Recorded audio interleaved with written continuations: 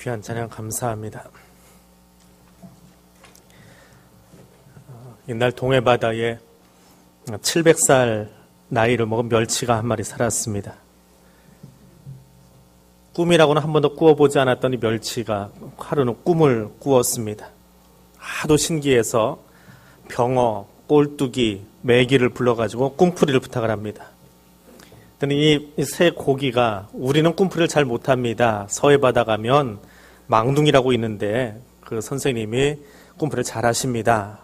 그래서 멸치가 자기 집 머슴인 가자미에게 가서 망둥이 선생님 모셔오라고 했습니다. 그래서 가자미가 꽁지가 빠지도록 열심히 헤엄을 쳐서 서해바다 가가지고 망둥이를 등에다 업고 모시고 왔습니다. 오자마자 이 멸치 주인이 이 머슴에게, 가자미에게 빨리 상 차려 내려오라고 그렇게 이야기를 하고는 자기 꿈 이야기를 이 망둥이에게 하는 겁니다. 내가 어제 신기한 꿈을 꾸었는데 하늘로 쑥 올라갔다 내려왔다.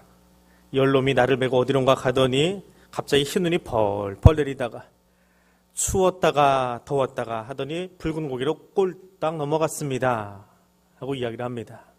그때 망둥이가 무릎을 탁 치면서 하는 말이 그 아주 좋은 꿈입니다. 멸치양반 용이 될 꿈입니다. 하늘로 올라갔다가 물을 끌어올리기 위해서 다시 땅으로 내려오신 거고 또 다시 가서는 열놈이 나를 메고 갔다라고 하는 말은 구름 타고 갔다라고 하는 말이고, 더웠다 추웠다는 것은 날씨를 주관하는 것이고, 붉은 고개를 넘어갔다라고 하는 것은 노을 질 때에 그때 용이 된다는 말씀입니다. 했더니 멸치가 신이 나서 상을 더 크게 베풀고 이 망둥이에 먹으라고 합니다. 이게 옆에서 가자미가 가만 보니까 심술이 나는 거예요. 자기는 지금 열심히 지느러미 빠지도록 서해까지 갔다 왔는데 아무것도 해주는 게 없잖아요. 그러니까 이 가자미가 심술이 나서 이야기합니다. 참 재수 없는 꿈 가지고 말이야. 그 꿈은 낚시에 걸린 꿈이야. 하늘로 올라간 거는 낚시가 뭔지도 모르고 물었다 덥적 걸려 올라간 거고, 땅바닥에 내려온 거는 거기서 빼가지고 바닥에다가 패대기 쳐놓은 거지. 그렇게 다를 게 뭐 있어? 10사람이 메고 갔다는 거는 10손가락으로 잡아가지고 화덕 위에 올려놓은 거고, 더웠다 추웠다 한 것은 화덕에서 불인데 부채질을 하니까 바람이 지나가면 시원하고 바람 없으면 더운 거 아니야? 붉은 고기는 사람 목구멍으로 꼴딱하고 넘어가는 거지 뭐. 멸치가 얼마나 화가 납니까? 가자미를 냅다 뺨을 때렸는데 눈이 한쪽으로 돌아가 버렸답니다. 옆에서 구경하고 있던 메기는 얼마나 크게 웃었는지 입이 쭉 찢어져가지고 지금도 이렇게 벌어져 있습니다. 가만히 구경하고 있던 병어가 자기도 잘못하면 눈 돌아가고 입 찢어질 것 같으니까 주둥이를 이렇게 잡고 있었대요. 지금도 이러고 있답니다. 네. 여러분 어떤 꿈을 꾸십니까? 그 꿈에 어떤 의미가 담겨 있으면 좋겠습니까? 아모스도 꿈을 꾸었던 사람입니다. 남유다와 북이스라엘로 나누어져 있었던 주전 760년경에 하나님과 함께 살았던 사람입니다. 남쪽에는 우시아가, 북쪽에는 여로보암 2세가 통치하던 시기입니다. 근데 역사가들은 이 시대를 성경에 단 한 줄로 묘사합니다. 여로보암이 이스라엘 영토를 회복하되 하맛 어귀에서부터 아라바 강가까지더라 라고 이야기합니다. 이 한 문장은 다윗과 솔로몬 때에 차지했던 그 땅을 다 회복했다라고 하는 말입니다. 이스라엘 3, 4천 년 역사 속에 이 땅을 다 차지했던 적은 손가락에 꼽습니다. 다윗, 솔로몬, 여로보암, 그리고 지금 다 차지했을까요? 그렇게 차지해 본 적이 없습니다. 정말 대단한 왕입니다. 그런데 역사가들은 그 왕에 대해서 관심이 없습니다. 왜냐하면 하나님 눈밖에 나 있어서 그렇습니다. 하나님이 그 땅에 하나님의 말씀을 전하기 위해서 예언자를 보냈습니다.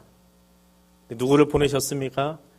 궁중 예언자인 이사야도 아니고 제사장인 예레미야도 아니고 드고아의 목자 아모스를 사용하십니다. 그는 정치에 관여하거나 레위의 법을 알거나 다른 예언자처럼 예배를 논하지는 않았습니다. 그는 그저 드고아에서 양치고 뽕나무 재배하던 사람이었습니다. 그 드고아는 농사 짓기에 적합하지 않은 척박한 땅이었는데 거기서 일하고 있었습니다. 하나님은 어떤 이유로 정치의 중심지도 아니고 예배 중심지도 아닌 드고아에 살던 한 사람을 불러서 일을 시키셨을까요?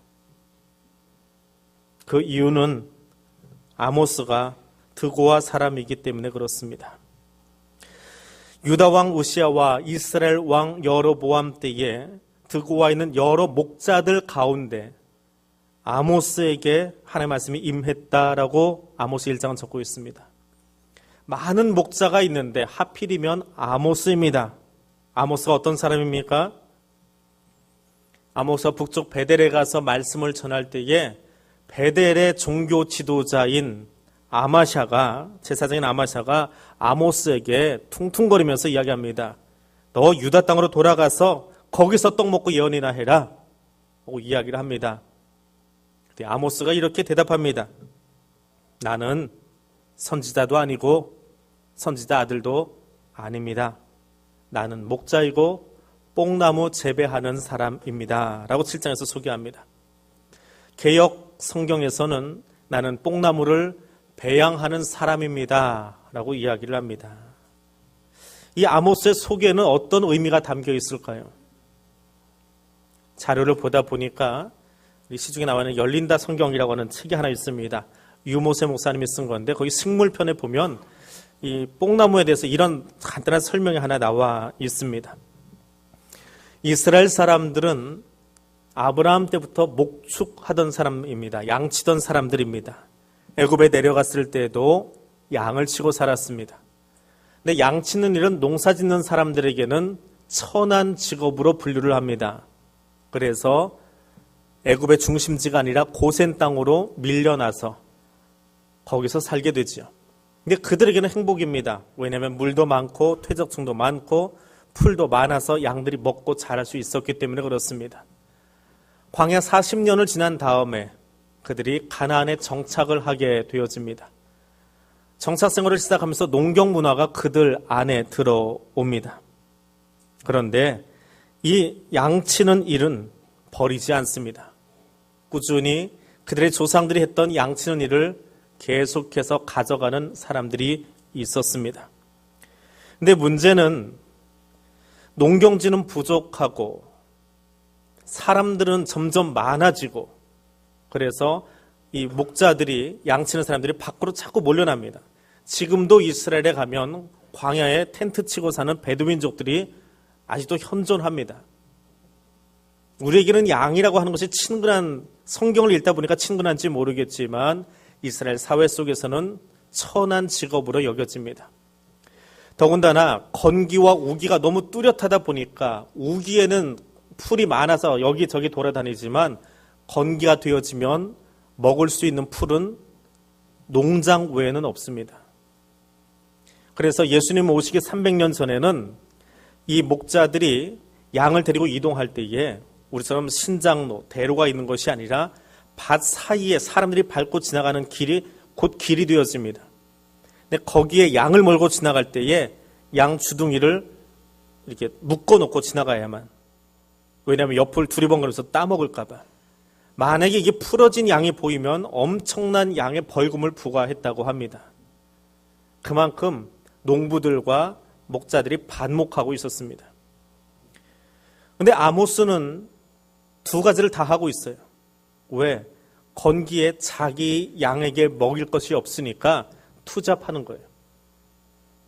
보통 때는 양을 치다가 건기가 되어지면, 비가 오지 않는 시기가 되어지면 무엇을 했다고 합니까? 뽕나무 재배했다. 개역성경에는 뽕나무 배양했다라고 합니다. 뽕나무 배양하는 것이 무엇인가 하고 살펴보았더니 이 뽕나무는 돌무화과 나무를 이야기합니다. 삭개오가 올라갔던 뽕나무, 돌무화과 나무인데 떨떠름합니다. 이것이 건기가 되어지면 독특한 재배 방식을 하나 선택을 하는데 사람들이 나무 위로 올라가서 열매 하나하나마다 바늘로 쪼아줍니다. 그리고 거기다가 올리브 기름을 발라준대요.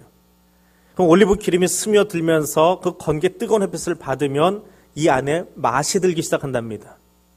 그래서 그것을 따먹게 된대요. 나무를 쪼는 게 아니고요.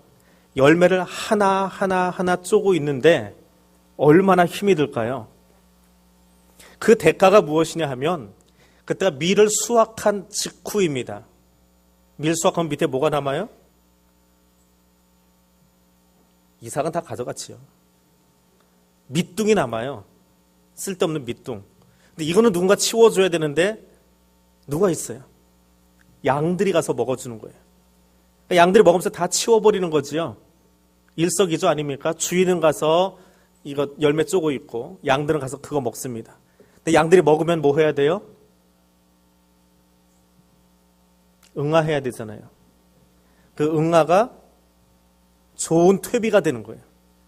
그럼 농사 짓는 그 사람 입장에서는 뭐 하는 겁니까? 노동력 착취하고 그 양으로 하여금 밭을 다 치우게 하고 거기다가 응아해서 퇴비 깔아놓고 나가라 하는 거예요. 그 일을 감당해야 되는 목자는 어떤 사람이에요? 그 사회 사는 사람들 중에 말은 뽕나무 재배한다라고 했지만 내 농장을 가져서 하는 것이 아니라 내 양들을 먹이기 위해서 어쩔 수 없이 가장 천한 허드렛 일을 하고 있는 거예요. 남 좋은 일 다 시켜주고 풀 다 뽑아주고 퇴비 주고 또 나와야 되는 그런 사람입니다. 한마디로 그 이스라엘 사회의 가장 밑바닥에 있는 사람이에요. 근데 왜 그 일을 합니까? 왜 양을 치고 왜 그 돌 무화과 나무를 배양 혹은 재배하고 있습니까? 내 양이 먹고 살기 위해서. 내 양이 먹고 사는 일이라면 내가 그 허드렛 일을 하고 천하게 대접을 받고 좀 몸이 고달파도 내 양이 살아남는 일이라면 내가 그것 감당하겠노라고 이야기하는 사람입니다. 베델의 종교 지도자에게 거드름 피우고 좋은 옷을 입고 있는 베델의 지도자에게 나는 선지자도 선지자의 아들도 아닙니다. 나는 목자이고 뽕나무 열매 쪼아주는 사람입니다. 그러나 그의 그 힘든 삶에 대해서 불평하거나 원망하지 않습니다. 하나님은 오늘도 이런 사람을 찾고 계십니다. 우리의 삶이 힘들고 어렵고 고달프지만 그것을 가지고 불평하거나 원망하거나 누군가를 시샘하지 아니하고 자기 자리를 지키며 사랑의 마음으로 양을 돌볼 줄 아는 득고와의 목자를 하나님 지금도 찾고 계십니다. 오늘 그 사람이 여기 앉아있는 우리 대항의 가족들이 되어줄 수 있기를 원합니다. 아모스는 하나님 나라 사람입니다. 하나님이 아모스를 선택하신 이유는 그가 하나님 나라의 사람이기 때문에 그렇습니다. 그가 보여준 하나님 나라주의, 이것의 반대말은 무엇입니까?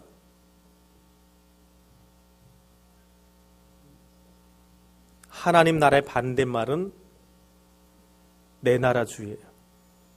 내 나라주의, 내 마음대로 하는 것, 제 소견에 옳은 대로 하는 것, 자기 주장 앞세우는 것, 내 가정만 잘 되면 되고 내 나라만 잘 되면 되고 내가 아는 사람만 챙겨주면 되는 내 나라주의, 가장 편협한 국수주의, 그것의 반대말이 하나님 나라주의입니다.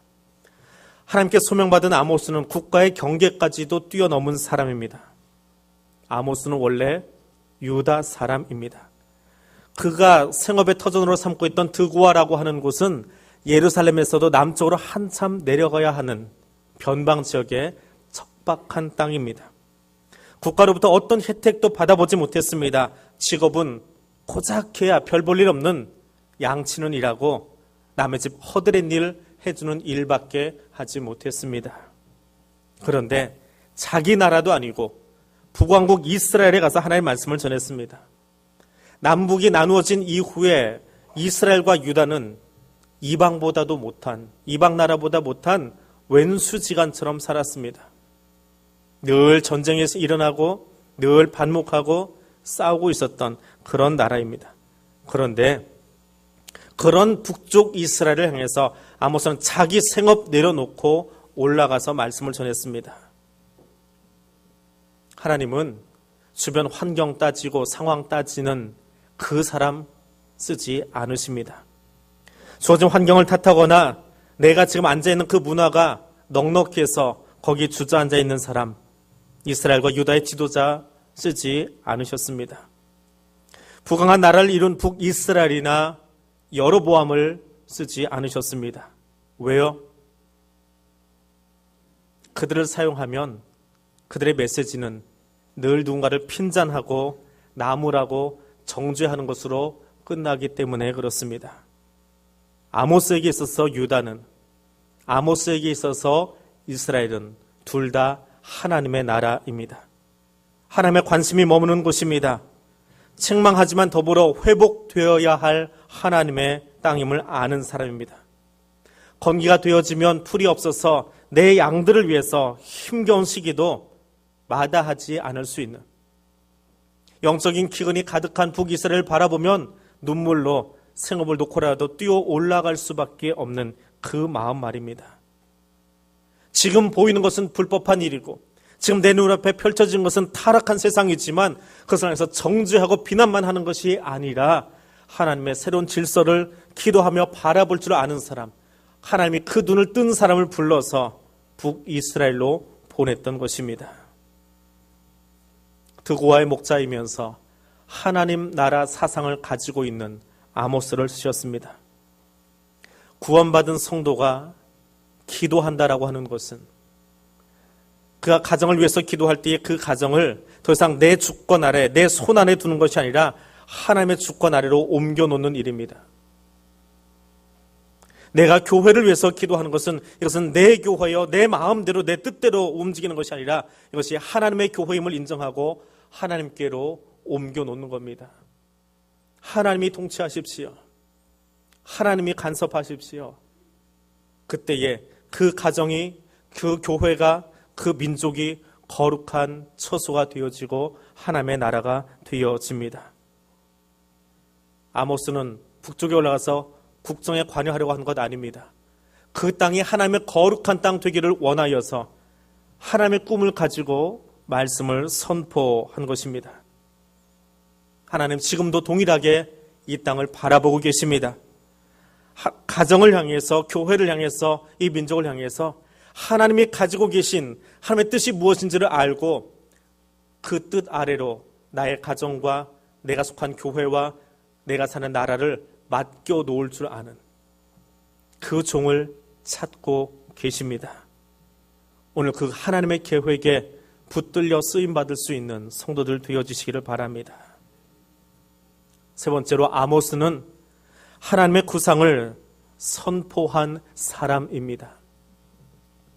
사람들과 이야기를 나누다 보면 목소리가 커지는 사람이 있습니다. 누가 목소리가 커질까요? 자기 뜻이 관철되지 않은 사람입니다. 설득력이 있던 혹은 사람과 생각이 다르건 뜻이 관철되지 않으면 목소리가 올라갑니다. 똑같은 이치로 보십시다.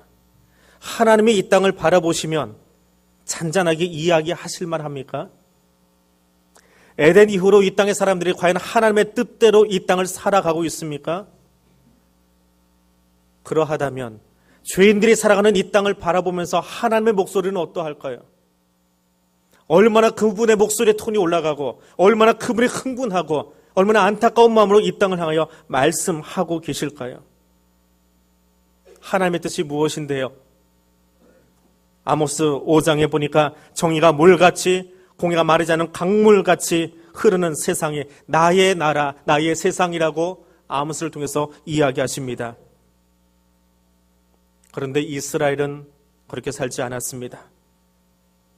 하나님 7장에 가서 다림줄을 꺼내어 이것이 신앙의 척도인데, 이것이 삶의 척도인데, 이것이 기본인데, 이것이 안 되어 있다고 그들을 징계하고 심판하고 계십니다. 9장밖에 안 되는 짤막한 아모스서인데요. 책을 열기만 하면 아모스서처럼 두려운 책도 없습니다. 오히려 길고 긴 이사야서가 훨씬 편하네요. 아모스는 열자마자 그가 누구인지 소개하기 바쁘게 다메섹, 가사, 두로, 에돔, 암몬을 향해서 한두 가지도 아니고 너희의 서너 가지 죄로 인하여, 다메섹의 서너 가지 죄로 인하여, 가사의 서너 가지 죄로 인하여, 암몬의 서너 가지 죄로 인하여, 두로의 서너 가지 죄로 인하여 그들을 심판하고 계시는 하나님의 음성이 들립니다. 그리고 그들은 그렇다 치고 너희는 다를 줄 알아서 내가 너희를 애굽에서 구별하여서 끌어내어 내 백성 삼았는데 너희도 세상하고 똑같이 사니 내가 아프다라고 하나님 이야기하고 있습니다. 세상이 국정화 교과서 문제 때문에 시끄럽습니다. 방산비리로 시끄럽습니다. 신문에 좀 조용한 이야기가 하나도 없습니다. 그런데 세상은 그렇다 치더라도 나는 너희를 구별하여 내 백성으로 여기 모아놨는데 너희 사는 모양도 왜 저 세상과 똑같냐고 하나님 똑같이 이야기하고 있습니다. 너희가 다르기를 원했고 너희가 구별되기를 원하였는데 왜 그렇게 살고 있느냐고 답답한 하나님의 마음이 아모스를 통해서 들려지고 있습니다. 그런데 아모스서의 정점은 그 징계와 책망으로 끝나지 않는다는 사실입니다. 심판만 말하고 징계만 하는 것이 아니라 서너 가지 죄를 묻기만 하고 끝나는 것이 아니라 도리어 회복과 통일의 날을 말씀하시는 하나님의 음성을 아모스를 통해서 들려주고 계십니다. 하나님이 원하시는 것은 이 땅에 국론이 분열되어지고 땅이 나누어짐이 아닙니다. 잘못은 징계하시지만 다시 일으키시고 회복하기를 원하고 계십니다. 거기에 하나님이 가진 구상, 하나님의 계획이 아모스를 통해서 선포되어지고 성취되어지기를 원하고 있습니다. 회복한다라고 하는 것은 자연적으로 되는 것이 아닙니다. 회복은 인위적인 어떤 방법이나 계획으로 되어지는 것도 결단코 아닙니다. 오직 하나님의 섭리와 간섭 가운데서 이루어지는 사건입니다. 비록 이 땅이 절망스럽고 안타까움이 가득한 역사를 가지고 있지만 하나님은 오늘 아모스와 같은 사람을 통해서 이 땅의 구원과 회복의 역사가 펼쳐지기를 원하고 계십니다. 그래서 하나님의 구상은 3800년 전에 이스라엘 땅만이 아니라 오늘 우리 가운데도 진행형입니다. 우리의 눈에 보기에 불편부당하고 못마땅하고 안타까운 일들이 가득한 것 사실입니다. 세계 유일의 분단 국가이고 그것도 모자라서 이 좁은 땅덩어리 안에서 지역색으로 나누어지고 생각이 달라서 나누어지고 한 건물 하나에 있으면서도 우리의 생각이 달라서 마주보지 못하고 있는 세상과 똑같은 모양으로 살아가고 있지만 하나님 우리가 거기에 눈두지 않기를 원하십니다. 하나님 우리 안에서 하나님의 나라를 만들어가기를 원하고 구상하고 계십니다. 이 시대의 아모스를 찾고 계십니다. 아모스는 그 하나님의 마음을 알았습니다. 양이 너무 소중해서 그 건기에 허드렛 일까지 가장 천한 일까지 하면서 일해야 됐지만 하나님의 마음을 전하기 위해서 생업을 뒤로 하고 북쪽으로 올라갔던 사람입니다. 영적 기근을 알리고 정의와 공의를 외치고 다림줄을 들어서 신앙의 절대적인 기준이 무엇인지 이야기하기 원했던 사람이 아모스입니다. 그는 기도 가운데에 사람의 눈으로 보여지는 사치하고 방탕한 이스라엘의 현실이 아니라 하나님의 가치와 하나님의 계획과 하나님의 구상을 바라볼 줄 알았던 사람입니다. 그들을 징계하고 정죄하는 것으로 끝난 것이 아니라 하나님을 만남으로 나누어지고 찢어진 그들의 마음들을, 하나님과 이스라엘의 마음을, 백성과 백성의 마음을 함께 손잡아주고 연결해주는 중보자의 삶을 살았습니다. 오늘 저와 여러분의 눈이 그러하기를 원합니다. 여러 가지 이유로 나누어지고 분열되어진 이 땅의 현장의 역사의 현재 앞에서 기도함으로 우리의 영의 눈이 열려서 하나님의 구상과 나의 마음이 함께 맞추어질 수 있는 시간 되기를 원합니다. 함께 기도함으로 이 안타까운 세상을 향해서 손가락질하고 정죄하는 입술이 아니라 하나님의 회복의 음성을 내 입술로 선포할 수 있는 하나님의 사람 될 수 있기를 원합니다.